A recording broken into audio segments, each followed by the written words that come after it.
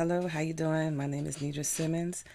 I just wanted to share with you that I do also have a YouTube page, Woman of God, Nidra Simmons at youtube.com, I believe is what it is. Um, if you go there, there might be some other information or content that you might find helpful. And if you do come across the page, subscribe and like, please, if possible, if you like it. And if you want to put a comment down, that's fine as well. I also have a page on Instagram, Designs by Nidra. I make jewelry. There's some photos there of the type of jewelry I make. If you're interested, you can go and look on that site as well. I also have another site on Instagram. It's entitled So Over It. And that's just a page where topics come up to where, things that you should be over with, don't let it bother you anymore. It's a variety of things that might be placed on there. That's still a work in progress. But you can also see what else I have out there if you're interested. But today I want to talk about fear. Fear, which is false evidence appearing real. I have a couple of verses I want to pull from the Bible just to give us a better understanding of how we can overcome fear. The first one I want to read is coming from 1 John 4:18, and that states,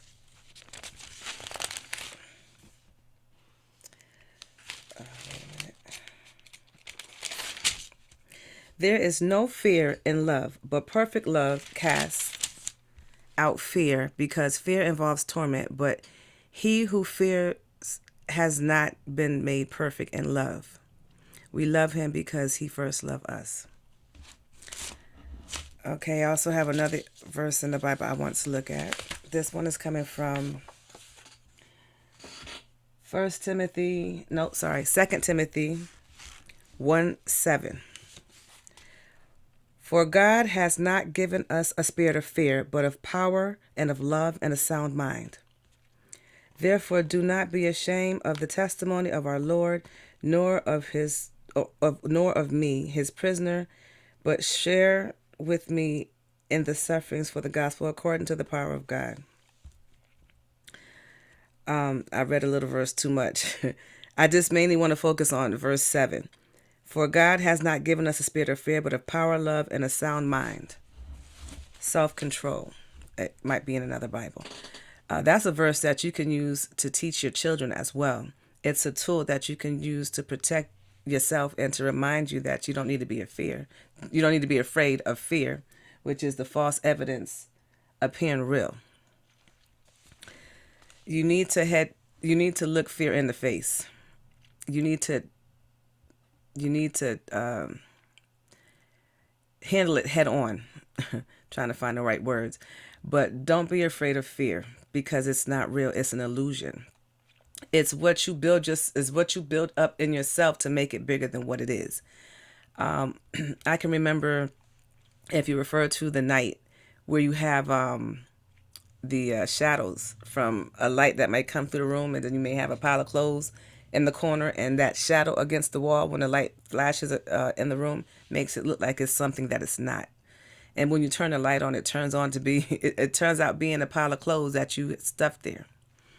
So basically, I'm just trying to say, stay strong, face it head on, because if you don't face fear head on, it's going to repeat. Face your fears.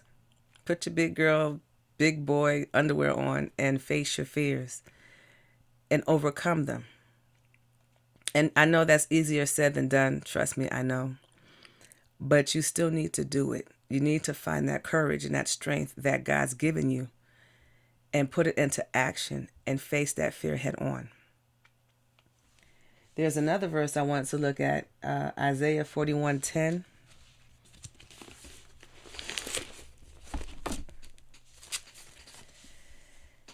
And it says, fear not, for I am with you. Be not dismayed, for I am your God. I will strengthen you. Yes, I will help you.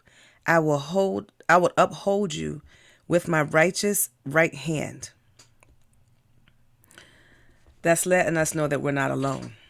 There's no need for us to be afraid because God is with us. He is with us to keep us safe and keep us protected. He is there to help push us to go forward. Understanding that we do have to go through some things because we need to learn. He wants to know that we understand some things before we go on to the future, the next portion of life.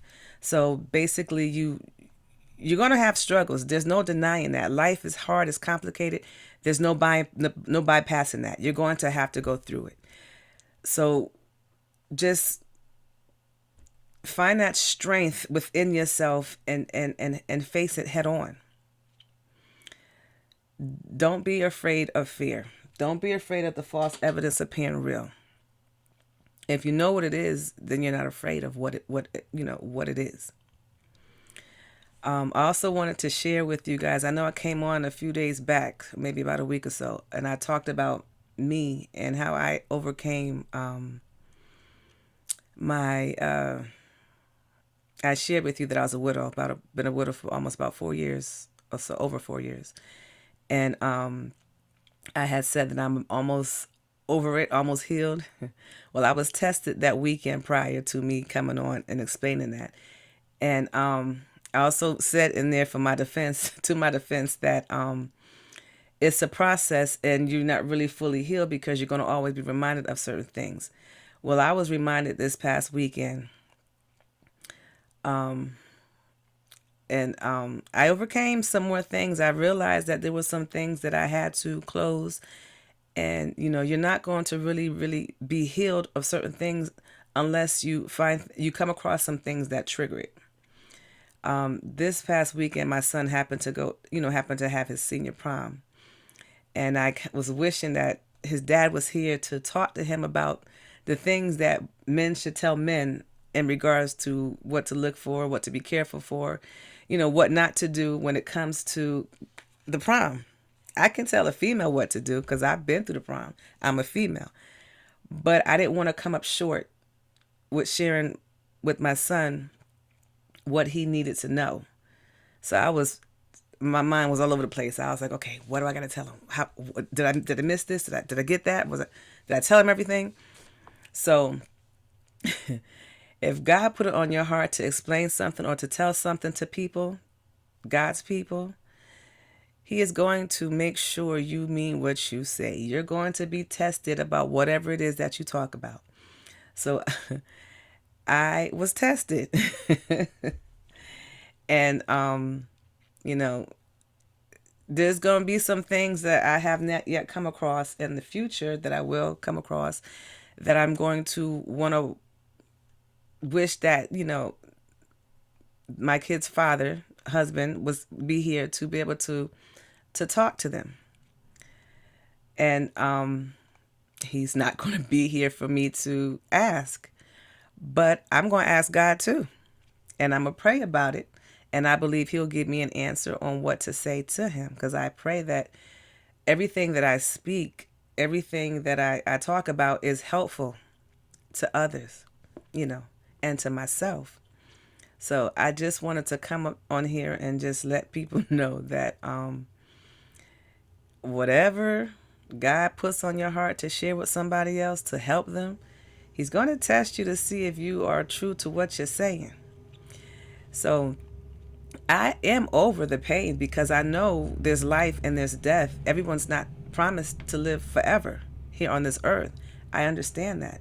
And I believe that, my husband is in a better place, free of pain and so forth, So I'm grateful for that because he's not here suffering.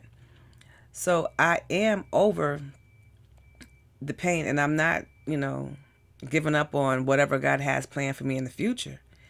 I'm going to live life and I'm going to try to live it to the best of my ability and to the best of how God wants me to live it.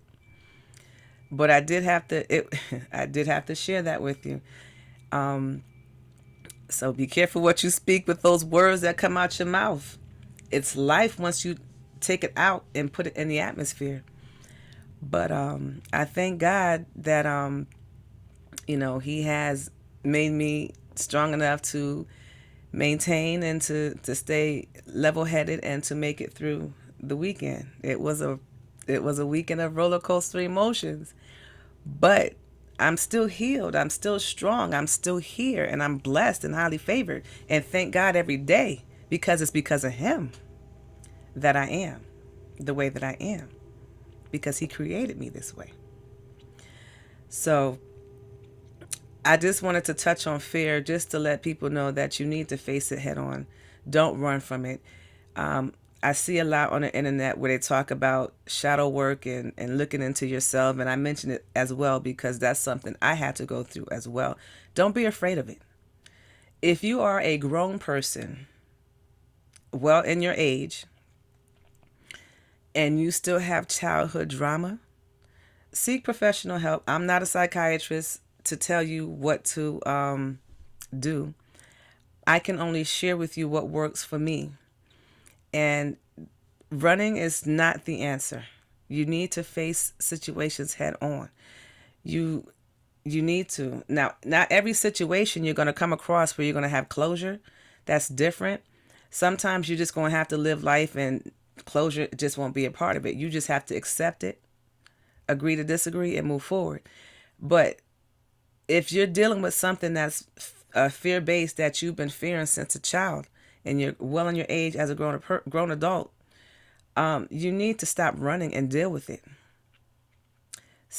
I would say seek God first, because that's who I seek first. I seek first God and the kingdom of God. And I listen and wait for Him to tell me what to do, or to help me feel what I need to do. And I know that if you keep running from it, it's just going to get bigger and bigger. There was a movie, I can't remember the name of it, but I seen it. It was about a female and she was a bear or something like that. The family was a bear, but it was a small little thing that she could have overcame. But as time went on, it got bigger and bigger and bigger and bigger and bigger, to where she was so afraid of it, it took over her being. She faced it in the end, and that big bear that stayed big turned out to be well, he did get smaller and looked more cute and cuddly, so it wasn't scary after all. So let's try to I want to say heal ourselves, but I don't want to say something that might not be politically correct. But take the time to figure out how you can better approach something that you're afraid of, and face it. I say seek God because that works for me. But face your fears and stop running from it so that you could enjoy life. Live life the way God intended us to live it here on this earth. Again, I hope this was helpful to some and beneficial to others. But we need to overcome fear, this false evidence of appearing real, and enjoy our reality, the reality that God has given us to live here on this earth. So thank you for listening. I hope this was helpful. God bless. Stay strong.